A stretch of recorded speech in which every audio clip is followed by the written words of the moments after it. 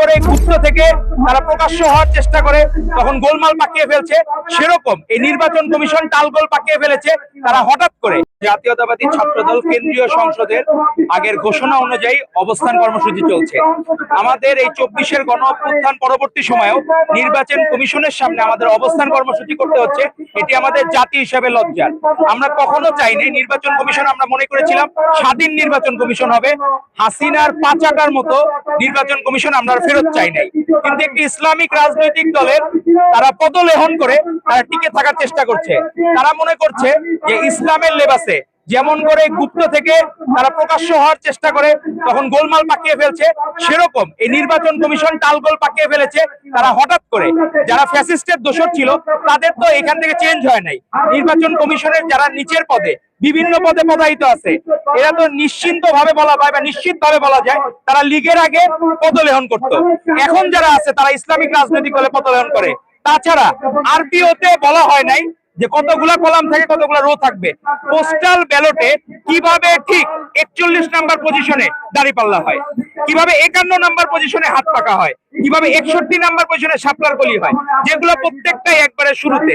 তো আপনি কিভাবে ফরম্যাটটা রেডি করলেন, আমরা নির্বাচন কমিশনের কাছে জানতে চাই যে আপনারা কিভাবে ফরম্যাটটা রেডি করলেন যে ঠিক শুরুতেই এই পোস্টাল ব্যালটে একটি নির্দিষ্ট জোটের মার্কাগুলো থাকে, আর ধানের শীষ এমন ভাবে দিয়েছে যাতে ভাঁজ করলে সেটি একটু মানে ফ্যাকাশে হয়ে যায় বা বিলীন হয়ে যায়। তো মানুষের মনে যে রাজনৈতিক দল জায়গা করে নিয়েছে, বাংলাদেশের সর্ববৃহৎ রাজনৈতিক দল, আপনি হাজার চেষ্টা করলেও একে আপনি ফিকে করতে পারবেন না। কারণ বাংলাদেশের মানুষ হৃদয়ে ধারণ করে বাংলাদেশ জাতীয়তাবাদী দলকে, বিএনপি কে এবং ধানের শীষকে। আপনারা হাজার চেষ্টা করলেও ফিকে করতে পারবেন না। যে বীজ জাতীয়তাবাদের বীজ শহীদ রাষ্ট্রপতি জিয়া রহমান প্রীতম বপন করেছেন, সেটি আপনি হাজার চাইলেও সেটিকে ভ্যানিশ করতে পারবেন না। আজকে আমাদের শহীদ রাষ্ট্রপতি জিয়া রহমান প্রীতমের আজকে 90তম জন্মবার্ষিকী। উনি যদি এই 90 বছর পর্যন্ত বাঁচতে পারতেন, মাহাতির মোহাম্মদ মালয়েশিয়ার উনি নতুন মালয়েশিয়া উপহার দিয়েছেন, অনেক পরিকল্পনা নিয়েছেন আমাদের জিয়া রহমানের কাছ থেকে। সেই জিয়াউর রহমান আজকে বেঁচে থাকলে আমরা মালয়েশিয়ার থেকে উন্নত হতে পারতাম। কিন্তু আমাদের এখনো স্বপ্ন আছে তারেক রহমানের মাঝে, আমরা প্রতিচ্ছবি পাই জিয়াউর রহমানের।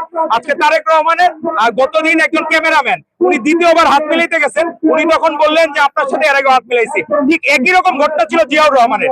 কুমিল্লাতে উনি একটি প্রোগ্রামে একজন ব্যক্তি দ্বিতীয়বার হাত মিলাইতে যে তখন তখন বলেছেন আপনি কিন্তু সেকেন্ড টাইম। তো এই যে নিজেদের যে মেধা প্রজ্ঞা এগুলা দিয়ে দেশকে ভালোবাসা, এটি জিয়া পরিবার করে গেছে, আর তারই ভ্যানগাড়ি হিসেবে চিত ছাত্রদল।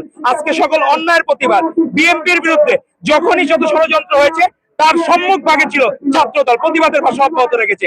আজও এই অবস্থান কর্মসূচি আমাদের অব্যাহত থাকবে। নির্বাচন কমিশন গতকাল আমাদেরকে ছাত্রদলের প্রতিনিধি দল গিয়েছিল, তাদেরকে বলেছে যে তারা দাবি দাওয়াগুলো আমলে নেবে, কিন্তু যতক্ষণ না পর্যন্ত আমরা প্রকাশ্য কোনো ফলাফল পাবো, যেমন সাস্টের নির্বাচন, যখন নির্বাচন কমিশন বলল যে সাস্টের কোনো নির্বাচন এই মুহূর্তে হবে না বা এই মুহূর্তে হলে প্রভাবিত করতে পারে, তারপরেই ডাকসুর একজন ভিপি সে মনে হয় সারা বিশ্বের স্টুডেন্ট হয়ে গেছে। আমরা 3 ইডিয়টস মুভিতে দেখতাম একজন চরিত্র ছিল রাঞ্জন দাস, তো সব ক্লাসে ঢুকে যেত। তো আমার মনে হয় আমাদের যে ডাকসুর ভিপি সে সব জায়গায় ঢুকে মাতব্বরি করার চেষ্টা করে। তো এই ধরনের মাতব্বরি করতে গেলে তখন গন্ডগোল পেকে যাবে, আর আপনি নিজের টুকু নিয়ে ভাগেন। ঢাকা বিশ্ববিদ্যালয়ে এখন বিভিন্ন অন্যায় কাজ হচ্ছে, আপনি সেগুলোর প্রতিবাদ করেন। ইসলামকে যদি সত্যিকার অর্থে লালন করেন, ইসলামকে ধারণ করেন, বাংলাদেশে ইসলামকে সত্যিকার অর্থে ধারণ করে বিএনপি। আজকে জিয়াউর রহমান যে সংবিধানে বা এই সংবিধানে বিসমিল্লাহির রহমানির রহিম দিয়ে গিয়েছিলেন এবং সেই জায়গা থেকে শুরু হয়েছে, আপনারা সেভাবে কোনোদিন ইসলামের পক্ষে কোনো কাজ করেছেন স্পষ্টত বাংলাদেশ মানুষ দেখে নাই। আপনারা মুসলমান গেলে তাকে জড়ায় ধরে বলেন ইসলামী শরিয়া কায়েম হবে, আবার খ্রিস্টান গেলে তাকে জড়ায় ধরে বলেন ইসলামী শরিয়া কায়েম হবে না। এক অদ্ভুত মুনাফিকি চরিত্র। তো আপনারা যে কাজগুলো করছেন নির্বাচন কমিশনকে পক্ষপাতদুষ্ট করার, সেটি আশা করি করবেন না। এবং আপনারা ছাত্রদলকে যাতে রাজপথে না থাকা লাগে সেই জন্য আপনাদের অনুরোধ করব, ছাত্রদলকে রাজপথে না থাকা লাগে, আপনারাও আমাদের সাইডের লোক। 24-এর গণ অভ্যুত্থানকে হৃদয়ে যদি সত্যি করতে ধারণ করেন, তাহলে আমরা ইনশাল্লাহ আশা করবো আপনারা এসে আমাদের বিষয়গুলো সমাধান করবেন এবং যৌক্তিক সমাধান আমরা আপনাদের কাছ থেকে আশা করছি। ধন্যবাদ।